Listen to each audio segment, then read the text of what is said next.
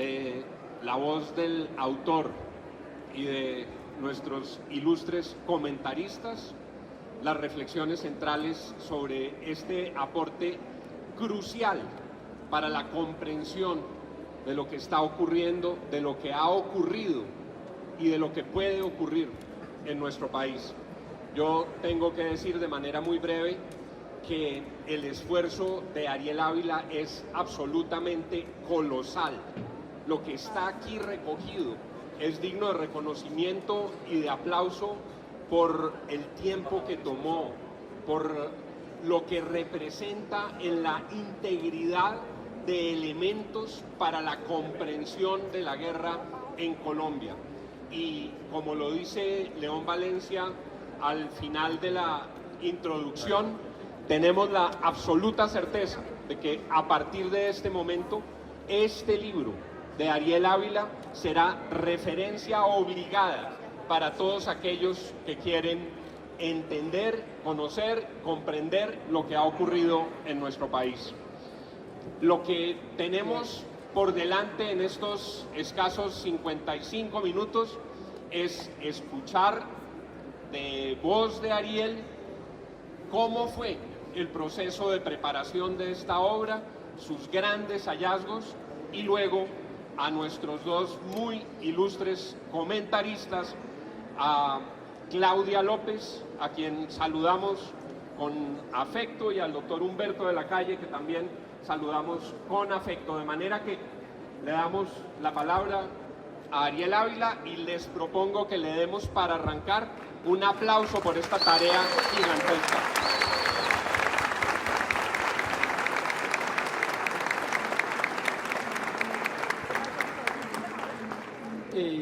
Buenas tardes, muy amables por estar acá.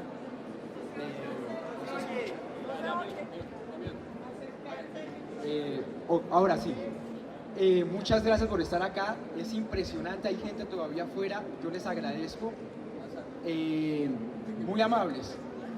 Y estamos en un Facebook Live y vamos a grabar esto, lo vamos a colgar, impresionante y muchas gracias. Bueno, mire, yo les quiero hablar estos 10 minutos iniciales como en dos grandes partes. Lo primero es cómo lo hice, porque fueron 6 años. Y lo segundo es 2 o 3 conclusiones generales de lo que encontré, porque de verdad que esto rompe muchos mitos de lo que uno escucha popularmente sobre el tema de lo que fue el conflicto armado y lo que es la violencia en Colombia. Mire, esto es muy sencillo. Durante 6 años recopilé una gran cantidad de información.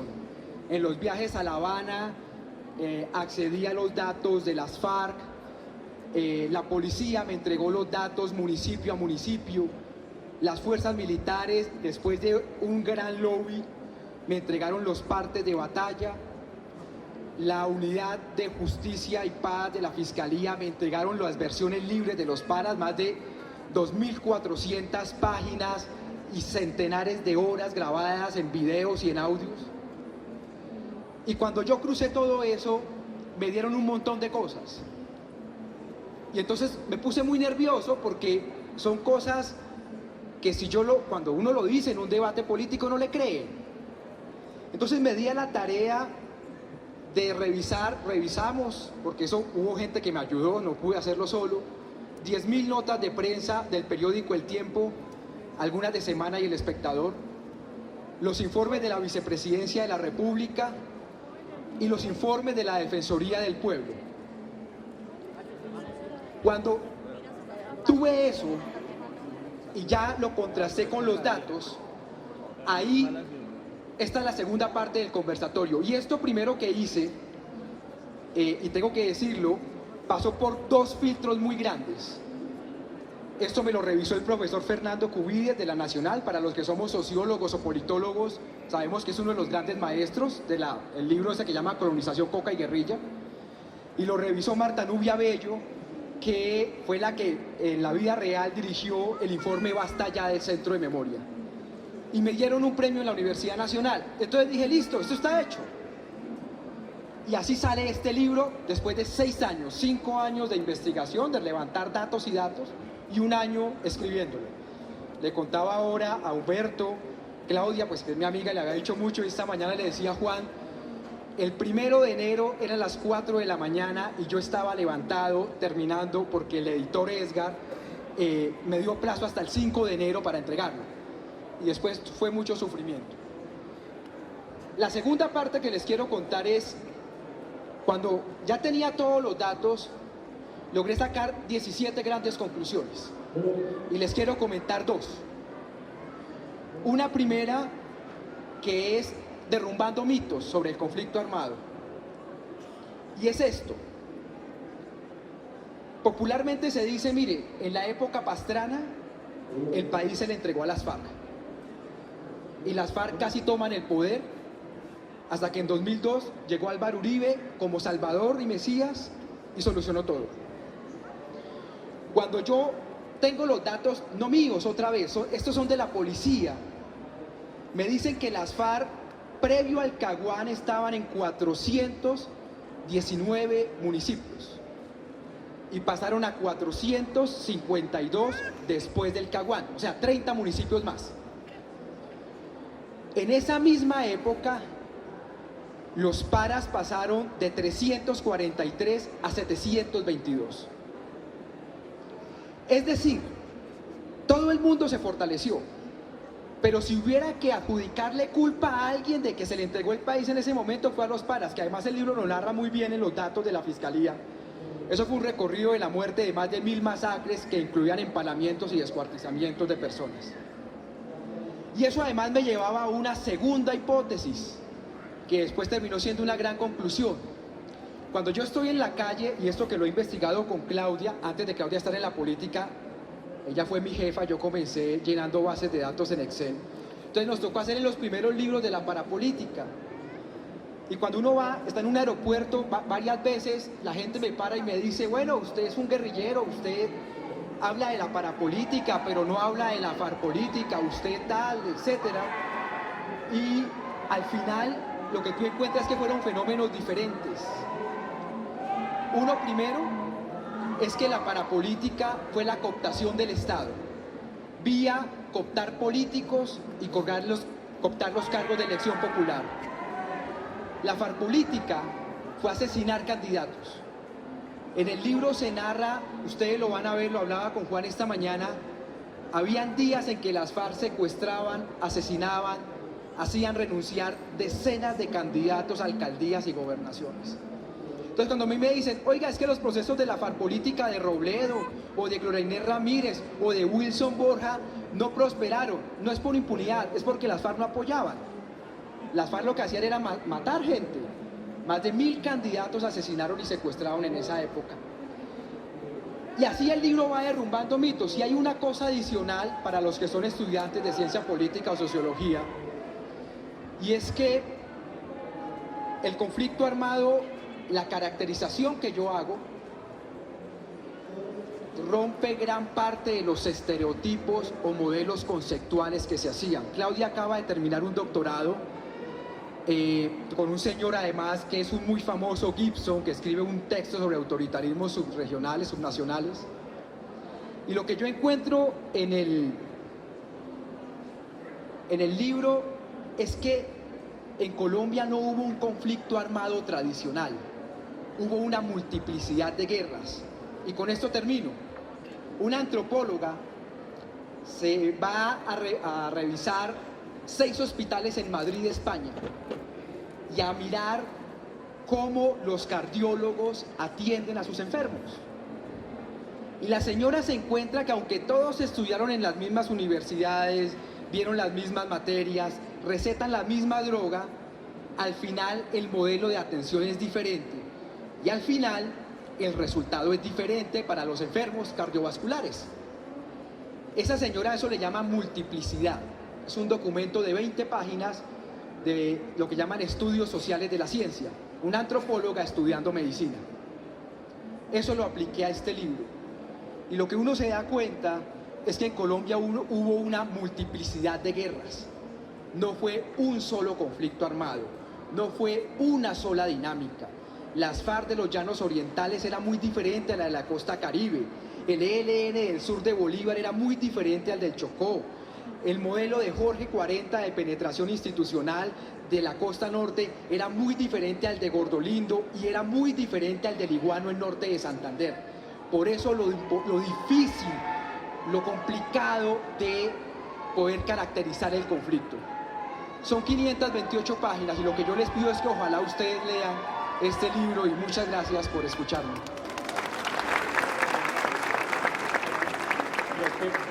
Podemos proceder a una primera ronda con comentarios generales. Aquí hay una duda sobre quién tiene el micrófono. El doctor Humberto de la Calle dice que arranque Claudia López. Por edad de que hay gobierno, ¿quién debe arrancar? Humberto de la Calle, eso no tiene mucha discusión. Primero la belleza que le da. Bueno, pues mil gracias. De verdad un gusto estar aquí. Pocas veces tiene uno la oportunidad de presentar el libro no solamente de un académico, de un investigador extraordinario que, como dice Juan, ha hecho una obra colosal para la academia colombiana, sino de un gran amigo. Y Ariel cumple esa doble condición, como él decía, él empezó siendo mi asistente de investigación, ahora él es mi jefe. Y eso me hace muy feliz realmente porque muestra el crecimiento profesional extraordinario que ha tenido Ariel y cómo su conocimiento nos ha iluminado. Yo quisiera decir que leyendo el libro de Ariel y haciendo al tiempo mi tesis de doctorado, hay varias reflexiones que quisiera plantear para invitarlos aún más a leer este libro maravilloso y a interesarse en este tema, porque como dice León Valencia en la introducción, pareciera como en esta era de la paz y el posconflicto, ¿para qué queremos seguir leyendo sobre las dinámicas de la guerra? En primer lugar, porque siempre nos ha ocurrido en Colombia y de lo que estamos es tratando de evitar que ese ciclo se repita, que en vez de un posconflicto que nos lleve a una paz estable y duradera, siempre hemos tenido posconflictos que nos llevan a un nuevo ciclo de violencia. Siempre ha sido así. Ahora, por fortuna, a pesar de eso y que se reproducen ciclos de violencia, en general las cifras siguen su tendencia de mejora, las cifras globales. Las cifras globales de homicidios van bajando, las cifras globales de masacres pues van llegando a cero, las cifras globales de secuestros y desplazamientos siguen bajando. Pero eso es cuando uno mira los agregados nacionales. Pero cuando uno empieza a mirar como lo hace Ariel, la guerra en sus diferentes, ya no en agregados nacionales, sino subnacionales, lo que ocurre siempre es que hay unos sitios de Colombia a los que le llega la paz y hay unos sitios de Colombia a los que cada proceso de paz le reproduce un ciclo de violento mayor que el anterior. Y eso está pasando ahorita. En promedio, el homicidio en Colombia está bajando, pero el homicidio de líderes sociales en promedio no está bajando, está subiendo. En promedio, el homicidio nacional en Colombia está bajando, pero en ciertas zonas del Catatumbo, del Pacífico, del Nariño, no está bajando, está subiendo. Entonces son dinámicas territoriales que tenemos que entender. Nunca nos podemos quedar con los agregados nacionales. Aquí hay mayor paz y un posconflicto mucho mejor en los centros urbanos de Colombia y en ciertas zonas, pero se está reproduciendo ya un ciclo de violencia en otras. Lo segundo es, en estos temas de paz y posconflicto, sobre todo de manera reciente, hay nombres que si uno pregunta por los protagonistas de la guerra y del conflicto armado en Colombia, aparte de los grupos armados ilegales, obviamente, las FARC eran una gran protagonista, los PARA son un gran protagonista, el ELN desafortunadamente sigue siendo un gran protagonista, el narcotráfico nunca ha dejado de serlo, pero del lado, digamos, de la dirigencia política colombiana, seguramente hay nombres que van a salir, siempre salen como en el top, ¿no? Uribe, por ejemplo, ¿no? Pastrana, Santos sin duda. Y yo quisiera decir que entre más se profundiza el conocimiento académico colombiano, aquí hay un gran responsable de que se haya salido de madre el conflicto armado que dejó el 70% de las víctimas de Colombia. El 70% de las víctimas de la guerra en Colombia, desde mediados del siglo XX hasta hoy, ocurrió en una década, como lo pone muy bien Ariel. El 70% de las víctimas de las masacres, de los desplazamientos, de los homicidios, de los genocidios, etcétera, ocurrieron entre 1995 y 2005. Y esa era tiene un protagonista político que pasa de agache, que se llama Ernesto Samper. Y no es solamente él como persona, sino lo que significó su gobierno.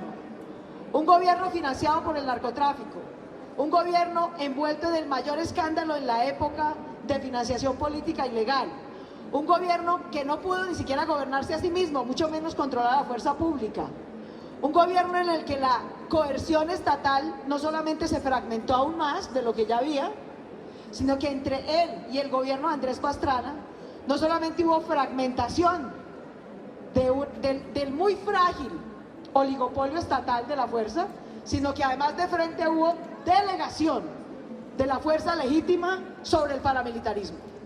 Y es esa fragmentación del oligopolio estatal más delegación de coerción sobre el narcoparamilitarismo lo que produjo esa tragedia de que el 70% de las víctimas de este conflicto se hubieran producido en esa década. Y eso es una cosa que tenemos que entender, que si nosotros como sociedad civil, y quisiera terminar con esa reflexión, si nosotros como sociedad civil, desde la academia, desde el activismo social, desde el liderazgo político, no entendemos que el gran desafío de Colombia no es andar de proceso de paz, yo lo quiero decir con toda claridad.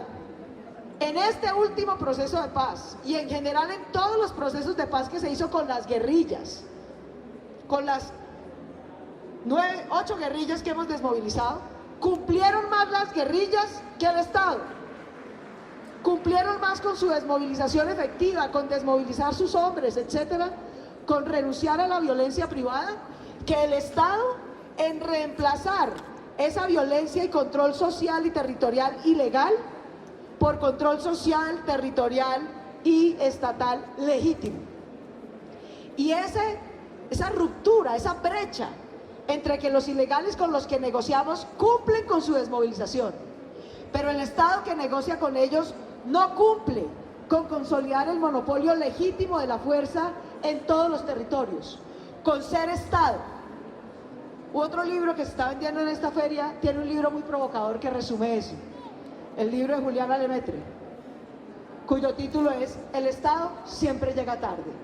Mientras el Estado siempre llegue llegando tarde, siempre siga llegando tarde a las demandas sociales legítimas de los estudiantes, de los maestros, de la minga indígena, y nunca llegue o llegue demasiado tarde a los territorios que nos entregaron casi que por inventario, los que se desmovilizaron, nunca tendremos un ciclo de paz estable y duradera. Y ese es el gran desafío social y político que sigue teniendo Colombia hoy. Gracias, Claudia. Gracias, Ariel, por esta invitación y la compañía de Juan y Claudia y la asistencia de ustedes. Primero voy a tratar de ser breve en mis intervenciones porque esta es mi tercera presencia aquí en la feria. La primera de ellas a raíz de un librito que presenté aquí también, y entonces yo creo que este es el momento de Ariel, y por eso yo quiero restringir mi intervención, porque realmente de lo que se trata es de reconocer el trabajo de Ariel, y ahora coincidíamos con Claudia en ese punto. Ya lo dijo Juan Lozano y no es falsa cortesía, realmente esta obra es apabullante en datos, en la solidez estadística. Esta obra contiene una especie de ruptura en el ejercicio de las ciencias sociales en Colombia. No es la primera que arranca de la realidad, no es la primera, pero sí es la que tiene un fundamento muy vasto, enorme, casi incontrovertible, porque lo que hay en el libro es lo que dicta la realidad. O sea que desde el punto de vista del método científico, es como la muerte del silogismo tomista, que era la manera como hacíamos ciencias sociales aquí. Era alguien echaba un cuento porque eso era lo que él creía, y todo lo que siguiera la demostración artificial o real de la premisa mayor, para que hablemos en términos filosóficos. Aquí Ariel toma el procedimiento inductivo desde la realidad, pero claro, da un paso más, porque los datos solos no son ciencia. Si no hay teoría detrás de los datos, pues la ciencia es una especie de masacote de informaciones estadísticas. Por lo tanto, Ariel arranca de la realidad, pero brinda una serie de conclusiones, algunas que rompen con, dijéramos, la sabiduría convencional, como él lo acaba de decir. Yo resaltaría 2 o 3 cosas nomás, repito, para abreviar. La primera que él ha dicho es de qué modo las cifras frente al proceso que tuvo lugar en el gobierno de Pastrana y el Caguán no muestran esa idea de la entrega a las FARC, y en cambio es el momento en el que arrancan, creo que contra la voluntad de Pastrana. Esto no es una afirmación que tenga carácter personal, pero arranca toda esa catástrofe del paramilitarismo. Y dijéramos, Ariel ha mostrado las cifras en relación con el crecimiento de municipios con presencia de las FARC y luego la irrupción del fenómeno paramilitar, que llega a multiplicarse varias veces. Pero de ahí yo saco, dijéramos, una conclusión humana y una conclusión en términos de lo que ha ocurrido en Colombia. La humana puede ser una tontería, pero realmente viendo esto y abonándole a Pastrana también el comienzo del robustecimiento de la fuerza pública, nunca he podido entender de qué manera el doctor Pastrana se viene tan duramente y de manera tan feroz contra el proceso de La Habana. Para mí eso es realmente imposible de entender, porque al contrario, lo que debiera haber hecho, digo yo en mi humildad, era decir, esto que está fructificando arranca en mi gobierno y es la continuación de lo que yo dejé sembrado, tanto desde el punto de vista del robustecimiento del Estado como desde el punto de vista de lo que significó un proceso que abrió las ventanas para el diálogo y que no significó frente a la guerrilla la entrega de la guerrilla. Pero claro, ahí queda la gran incógnita, y es la segunda conclusión que yo quiero sacar, y es ese crecimiento paramilitar, ¿de qué modo ahora se trata de borrarlo? ¿Qué clase de hemiplegia mental tenemos en Colombia? ¿Cómo es esta miopía selectiva cuando, por ejemplo, las primeras reacciones frente a la Jurisdicción Especial de Paz fue la de decirnos en La Habana, creo que Álvaro Leiva lo recuerda muy bien, no, esto aquí es para las FARC? ¿De dónde sale que hay que meter militares y terceros y algunos de los paramilitares que no habían sido juzgados? En el fondo yo creo que lo que pasa en la sociedad colombiana son 2 cosas. Una, que allá, en lo más profundo del cerebro, hay quienes todavía creen que la violencia paramilitar tenía un cierto grado de legitimidad vindicativa. ¿Y qué les parecían cuando no lo dicen, porque les da pena, que era lo que había que hacer? En un momento de mi vida me tocó rescatar unos secuestrados que estaban en manos de Carlos Castaño.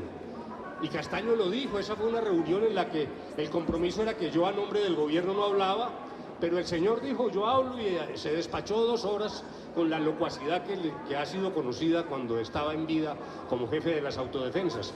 Y el elemento central de lo que ha pasado en Colombia en esta materia es el siguiente. Castaño dijo, ustedes están equivocados. El sistema político no es capaz de derrotar una guerra irregular por métodos regulares. Aquí tenemos que ir a la guerra irregular, que es la única manera de ganar. Por eso tiene tanta lógica la necesidad de que la Jurisdicción Especial convoque a los victimarios.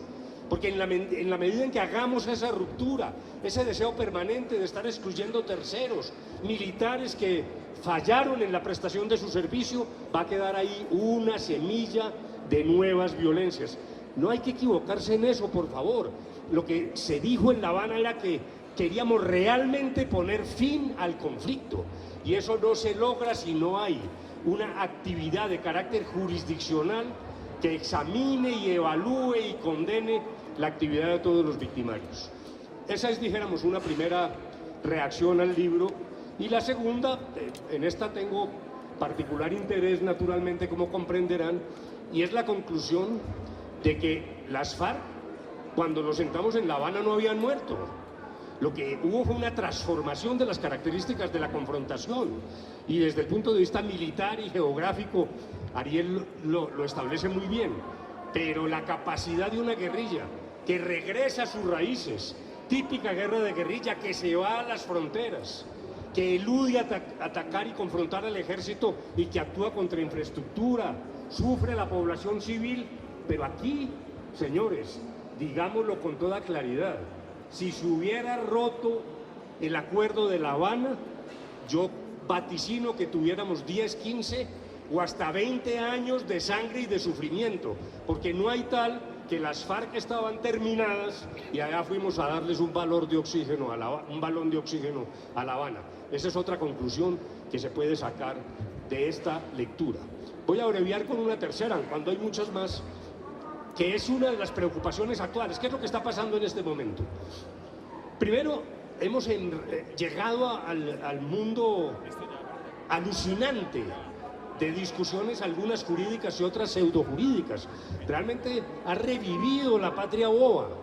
Seguramente de esa época quedó ahí un virus hibernando y ahora ha vuelto a actuar. Estas últimas discusiones sobre las objeciones, bueno, esta resistencia a los elementos de carácter internacional que tienen que ver con un conflicto, esta capacidad de estar inventando trucos, como lo hemos visto en una semana trágica, que es la que ha pasado ahora, es la que nos impide ver un poco la realidad de lo que estamos viviendo. Y ahí tengo que hacerle una crítica enorme a mis colegas. Yo soy abogado, pero francamente lo que está pasando, con Patricia en un foro hace poco contaba esta anécdota. A Manizales, 10 años después de la fundación de Manizales, el primer historiador se llamó el padre Favo, y el padre Favo decía: Manizales es un pueblo feliz, aún no hay abogados. Yo quiero que mis colegas me perdonen, pero es que es realmente un frenesí lo que estamos viendo ahora y también una enorme resistencia, Leiva lo sabe muy bien, a los elementos de carácter internacional que tienen que ser valorados desde el punto de vista normativo en un conflicto. Por cierto, uno de los pioneros del tratamiento internacional de estos temas fue Álvaro, acompañado de Francisco Barbosa, que ha desviado el camino después de que logramos el acuerdo del Colón. Pero bueno, yo simplemente termino. No puede esta élite colombiana equivocarse, no puede prepararse deliberadamente para una nueva equivocación. El solo tema de tierras, donde no veo la más mínima voluntad política de cumplir con una agenda que es la agenda para los colombianos, incluso para los colombianos urbanos, porque es que esa violencia que se gesta en el campo por la correa de transmisión del desplazamiento aparece en las villas de miseria de las grandes aglomeraciones urbanas. ¿Cómo nos vamos a equivocar? ¿De qué manera hay tanta resistencia, por ejemplo, a limpiar la política? ¿De qué manera es tan tímido el esfuerzo de apertura política que se está haciendo ahora? Tenemos la posibilidad enorme de liquidar primero el conflicto con la organización más poderosa en lo militar y en lo político. Segundo, persistir, pese a las barbaridades del ELN, persistir en la recuperación de ese conflicto. Hay que terminar de manera completa la guerra y decirle a esta élite tan ciega: aquí vamos a tener más conflictos, no armados, pero lo que hay que hacer es preparar a Colombia para afrontar esos conflictos desde una perspectiva democrática, integradora, pluralista. De lo contrario, el regreso al pasado, que lo estoy viendo en muchos órdenes de la vida nacional, puede ser una catástrofe, una nueva catástrofe en Colombia. Lo que tenemos es que aprovechar la oportunidad que tenemos a la vuelta de la esquina. Mil felicitaciones, Ariel. Escuchándolos a los tres y después de leer el libro, queda claro que cuando se concentran los odios y se enfocan todos los odios en un mega enemigo de la sociedad, en la sombra crece otro. Habíamos conocido ya el caso del cartel de Cali, que mientras el país se dedica a odiar al cartel de Medellín, va penetrando, va creciendo, se va infiltrando, y es la misma tesis que corrobora Ariel con las cifras frente a lo que ocurre con el paramilitarismo. Mientras los grandes titulares se concentran en los desmanes del Caguán y los horrores de las FARC, otro monstruo gigantesco, asesino, brutal, narcotraficante va creciendo. Pero todas estas líneas, Ariel, vienen de la mano de una reflexión sobre un ciclo de esfuerzos de paz, acuerdos de paz y recrudecimiento de nuevas violencias, que es de alguna manera el temor que expresa Humberto. Después de que Colombia hace semejante esfuerzo en la Constitución de 1991, después de todo lo que representa, todas las herramientas que aporta para la construcción de la paz, se desata la plomera más grande, que es a la que ha hecho referencia Claudia y que está claramente explicada en el libro, 1995-2005. ¿Por qué, Ariel? Y luego le pido a cada uno de ustedes una interpretación sobre eso. Yo a eso le tengo dos respuestas, porque es dramático. Después de la Constitución del 91, año 92, 93 y parte del 94, los indicadores de violencia se vienen, como fue 2016 y 17, se vienen al piso, pero de una forma súbita, hace una caída así vertical. Hasta los paras de Ariel Otero se desmovilizaron. Y en el año 94 comienza eso a elevarse. Yo ahí en el libro cito el libro de León Valencia, que se llama Adiós a la paz, bienvenidos a la guerra, que es como el mejor ejemplo de eso que pasó. Eso tiene dos grandes explicaciones. La primera explicación es la forma como se construyó el Estado en Colombia. El Estado colombiano es un Estado centralista, pero las élites nacionales, que son muy pequeñas, tomaron la decisión de delegarle a las élites regionales el poder a cambio de que no les compitieran nacionalmente. Entonces los araujos siempre eran amos y señores en el Cesar, en el Gran Magdalena, y así los Díaz Granados, etcétera, fueron acumulando élites región a región. Eso fue una delegación. Fue tanta la delegación que ustedes saben que aún hoy los ganaderos, ellos mismos se cuentan las vacas y dicen cuánto pagan de impuestos, porque no hay quien se lo corrobore. O sea, este es el nivel de delegación que hay. O el tema de las regalías. La Drummond dice cuántas toneladas de carbón saca y nadie sabe si es cierto o no, sino es lo que ellos a buen considere tienen. Esa fue la delegación. Cuando llega la elección popular de alcaldes y gobernadores, en ese momento las élites regionales sienten que pierden el poder. Y ahí arranca todo. El libro no publicado de Jorge 40, que hay una versión, es impresionante. Claudia también lo trabajó en la tesis. Esa es la tesis de Jorge 40. Es decir, la Constitución del 91 nos iba a quitar el poder y además era comunista. Entonces esto había que barrerlo. Y se comenzó la barrida.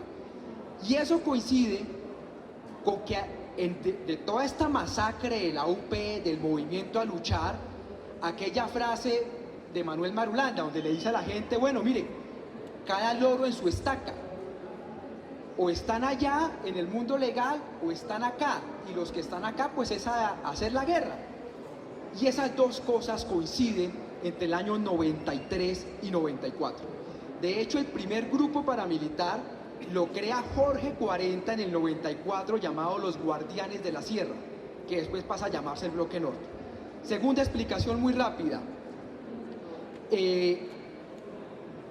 Miren, yo desafortunadamente lo que creo, y eso lo hice en mi columna en Semana, es que nosotros somos muy buenos para comenzar las cosas, me decía alguien de una embajada, pero muy malos para terminarla. Todos nuestros procesos de amnistía y de procesos de paz han sido dramáticos. Nosotros no le cumplimos a los desmovilizados, no les cumplimos a las comunidades. Los esfuerzos arrancan y a los 2 años se terminan. El Plan Nacional de Rehabilitación duró 3, 4, muy bueno y languideció. Y nunca logramos encontrar un modelo para crear Estado a nivel regional. Esas dos cosas diría yo. Gracias, Ariel. Claudia. Yo resumiría esto. El desafío, ¿por qué pasa en el 95? Vuelvo a tu pregunta. ¿Por qué tenemos el momento de democratización más grande que ha tenido Colombia en su historia? La Constitución del 91. Colombia ha tenido 3 grandes coyunturas críticas de democratización, 3 pujas grandes que ayudaron a democratizar y a construir Estado. Cuando se acabó la guerra de los 1000 días a final del siglo XIX y viene la hegemonía conservadora, pero esa primera coyuntura es cerrando el sistema político, es sacamos a los liberales del todo, porque les ganamos la guerra y vamos a construir un Estado conservador, católico, jerárquico, centralizado, porque eso queríamos los que ganamos la guerra. Y finalmente hay entre pujas la constituyente de 1905 y 1911 dice, bueno, está bien, no los vamos a excluir del todo, vamos a hacer una democratización selectiva y parcial. 2/3 del poder para los conservadores, 1/3 para los liberales. Ese fue el cierre. Y así cerraron políticamente y construyeron instituciones impresionantes. Hicieron la red de ferrocarriles, consolidaron el primer ejército de Colombia, la Policía Nacional, las Cortes, crearon el Banco de la República, toda una construcción de instituciones estatales. La segunda coyuntura fue el Frente Nacional. Vuelve y hay violencia, hay puja, hay sectores que están por fuera de la representación política y vuelven a pujar. Vuelven y se dan plomo, nadie gana decisivamente y entonces pactan ya no 2/3 para uno, 1/3 para el otro, sino mitad y mitad. La Constitución del 91 tuvo la gran virtud de ser la primera ola de democratización que no tuvo un pacto de cierre, sino de apertura total. Vamos a acordar reglas para competir y nos vamos a ir a competir en lo nacional, en lo regional y en lo local. Y esa apertura democrática fue la que generó la reacción violenta del 95, porque la delegación sobre élites regionales sobre la que se ha fundado el régimen político y la construcción de Estado en Colombia rompe el pacto fundamental no escrito en ninguna parte. El pacto fundamental no escrito era: las élites cachacas o centrales nacionales gobiernan lo nacional, asegurando un monopolio de poder regional en unas castas locales, pero con descentralización política, con competencia electoral abierta. Ese pacto se rompía de facto, porque ahora el gobernante nacional no tenía cómo garantizarle al señor Pérez en Antioquia que no iba a perder las elecciones contra la UP, y las perdió en Segovia, y las perdió en Urabá, y las empezó a perder en muchos sitios. ¿Y cuál fue la reacción de esas élites? Decir: a mí o me cumplen o yo con plomo me defiendo. Y como no tenían cómo cumplirle, porque lo otro era echar para atrás la elección popular de alcaldes y la descentralización, se defendieron a plomo. El segundo ingrediente es que eso arranca y va creciendo. Empieza desde el 88. Para el 94 ya ha habido elecciones locales del 88, del 90, del 92 y del 94. O sea, estas élites ya están viendo que pueden perder. No perdieron mucho, Juan. Perdieron entre el 10 y el 15% de los municipios de Colombia. No toleraron eso. No perdieron una sola ciudad capital. No toleraron perder el 10 al 15% de los municipios de Colombia. No lo toleraron. Y en el 94, mi buen amigo Antanas Mocus les demuestra que un señor venido de la nada les puede quitar la gran manzana, la segunda gran manzana de este país, políticamente hablando, que se llama Bogotá. Tercero, llega un presidente. Este es un régimen presidencialista. Colombia es un régimen presidencialista. Mal que bien, los perros los amarra el presidente, de una forma u de otra, con clientelismo, con mermelada, con lo que sea, pero los amarra. El presidente Samper no tenía legitimidad para amarrar los perros, al contrario, dependía de para dónde quisieran jalar los perros para poder sostenerse en el poder. Entonces, ese mecanismo de control, insisto, que no está especificado en ningún artículo de la Constitución, pero que es como la goma que pega el sistema, se rompe. El presidente ni puede controlar a la fuerza pública que empieza a delegar coerción sobre los paras, ni puede controlar a su clase política para que no mate. Dice: haga lo que sea, pero vote por mí para salvarme en el Congreso. Y no tiene ninguna capacidad de controlarlos. Y el narcotráfico se va disparando y se vuelve como gasolina en todo esto. El narcotráfico empodera a las FARC, empodera a los paras. Y en esa competencia sin control terminamos pagando la vida a millones de colombianos. Terminaré con esto, porque aprendamos de ahorita. Y yo entiendo, ayer mi buen amigo Luis Eduardo Celis, que debe estar por aquí, que me acompañó en la presentación de un libro, y lo acaba de decir otra vez el doctor de la calle. Por favor, no perdamos la fe, perseveremos en el siguiente proceso de paz con el ELN. Y yo no digo que no, pero les quiero decir, por favor, aprendamos de lo que nos está pasando. No hemos hecho 1, 2, 3, 4, hemos hecho 10 procesos de paz. Creer que lo que va a construir paz en las regiones es desmovilizar por las buenas al bandido de turno no nos ha llevado a la paz, mis queridos amigos.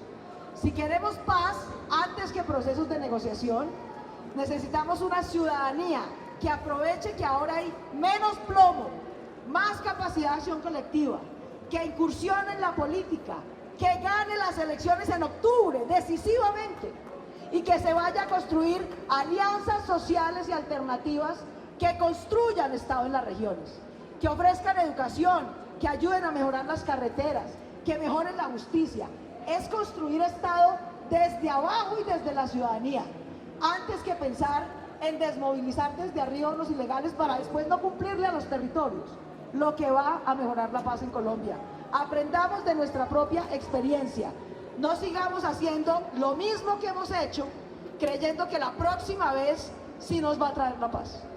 Muchas gracias, Claudia. Doctor Humberto. Pero antes de empezarnos sobre el último punto, ¿no? Yo estoy de acuerdo con Claudia. Dijéramos, esa es la respuesta de fondo. Pero mientras tanto siempre es mejor no disparar que disparar. O sea, que dijéramos, sí creo yo que habría que agotar esfuerzos a sabiendas de los enormes errores en la dirección política del ELN. Es que a veces es francamente incomprensible la manera de actuar de ese grupo. Bueno, pero volvamos al tema. Yo creo que muchas de las razones que se han dado son válidas, pero concurren con otras, y lo que tendría para aportar es, cuando aparece, siempre que aparece el diálogo en el horizonte, no solo en Colombia, sino en el mundo, cuando en un conflicto aparece el diálogo, hay una libido del uso de las armas para llegar más fuertes a la mesa. La Constitución del 91 que se hizo con la idea de la paz y que luego, como lo acaba de demostrar Ariel, termina en esta orgía de sangre, sin embargo dejó bases que todavía están vigentes. Para la consecución de la paz en Colombia, este no es un tema constitucional, no hay que trabajar allá en reformas, sino que ahí quedaron las bases para cualquier proceso de paz. Cuando los contendientes se dieron cuenta de eso, arranca la plomera, como tú la llamaste, seguramente pensando en que había que llegar fuertes a la mesa, que es, dijéramos, un reflejo carente de ética, pero lleno de realidad militar. Pero de ahí yo, dijéramos, sacaría dos conclusiones breves para no agotar demasiado el tiempo. En mi experiencia, mientras estábamos en La Habana, el mayor encono contra el proceso y contra la jurisdicción especial provenía de los militares retirados de esa época, del momento de la guerra más sucia. Mi convicción es que, claro, con excepciones, pues, realmente los militares activos eran mucho más abiertos a la posibilidad de concretar un diálogo exitoso que eso que nos venía de esa década del 95 al 2005. Y creo que eso se sigue viendo allí. Allí, a través de esas organizaciones de militares retirados, era donde se veía, repito, el mayor encono.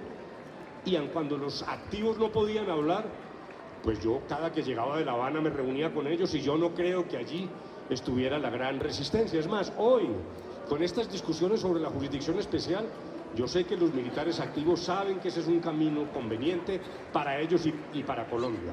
Luego me parece que ahí hay ese elemento. Y una cosa final que es como una especie de nota de pie de página. Ahora que Claudia habló del constitucionalismo del 1905 y 1910, es muy pertinente, porque lo que sí se logró en esa época fue el control constitucional. Antes, a partir de la Constitución de 1886, prácticamente se decía, si una ley es inconstitucional hay que cumplirla. Eso hoy parece un chiste, pero no crea, eso es lo que dijo el doctor Macías, el presidente del Senado. ¿Qué tiene que ver la Corte y por qué se nos mete aquí al gallinero del Senado? Por Dios, ese es el mayor reversazo del constitucionalismo que yo he oído, y hasta algún embajador por ahí dicen que sostuvo la misma tesis, que cada loro en su estaca, y aquí los que estamos en el Congreso mandamos, que es el derrumbe de la quinta esencia del constitucionalismo occidental. Y por eso hay que estar en guardia con eso. El tema de las objeciones no solo es de las discusiones sobre quién hace las listas, discusiones realmente a base de exageraciones y de creación de fantasmas que no existen. No, el problema no es ese. El problema es que nos coloca en el filo del Estado de Derecho. Muchas gracias, doctor Humberto. Uno aquí siente angustia con este libro absolutamente rico, con estos comentaristas de lujo y las plaquetas implacables de Corferias que nos dicen que toca dejar libre este auditorio a las 6 en punto. Entonces, alcanzo a hacer una última pregunta solamente para Ariel y para que cumplamos con el tiempo de evacuación, y tiene que ver con lo que sigue, Ariel. en las últimas páginas del libro hay una referencia a todos estos grupos armados nuevos, los GAOs, les cambian de nombre, las BACRIM, cada vez las bautizan de una nueva forma, pero la realidad es que hay una mutación de formas armadas. ¿Qué sigue, Ariel? Y con eso terminamos. No sé muy bien, pero creo que vamos a tener dos posibles escenarios. Hay un escenario que es en algunas regiones ya perdimos el posconflicto, digamos, ya esto se nos salió de las manos, en el Andén Pacífico, en la frontera con Venezuela, en el Bajo Cauca, norte y nordeste antioqueño, allá nos toca esperar otros 10 años para inventarnos algo. Ya no va a ser un proceso de paz, ni va a ser un conflicto de guerrillas, es un conflicto más criminal y tal vez nos toque inventarnos algo de sometimiento a la justicia, pero allá ya lo perdimos y nos va a tocar esperar, porque tenemos economías ilegales o economías de guerra y eso va a tardar su tiempo. En la cordillera central y en la cordillera oriental lo ganamos. Huila, la gente ha dejado de pagar extorsión, Tolima, las regiones de Cundinamarca, los Santanderes, ahí eso se hizo. Pero hay un problema muy grave en todas las fronteras colombianas. Y yo creo que eso nos va a tardar unos 10 o 12 años. Pero lo segundo es que, digamos, ya lo perdimos, ok, pero la intensidad de esa ola de violencia va a depender de lo que pase en los próximos 2 años. En temas de tierras, en temas de cumplirle a las personas que dejaron las armas y en los temas de garantizar la seguridad para la participación en política. De eso va a depender qué tan intenso o qué no tan intenso sea ese último conflicto. Termino con esto. Les quiero agradecer a todos los amigos, a toda la gente joven, a Álvaro Leiva, a la senadora Aida Bello, Gustavo Bolívar, a todos, a Claudia, a Humberto, a Juan. Nosotros vamos a salir por aquí y vamos a estar saludando, les pido el favor a ellos que se queden firmando los libros, pero nos toca desocupar. Y mil gracias, de verdad, mil gracias, muchísimas gracias.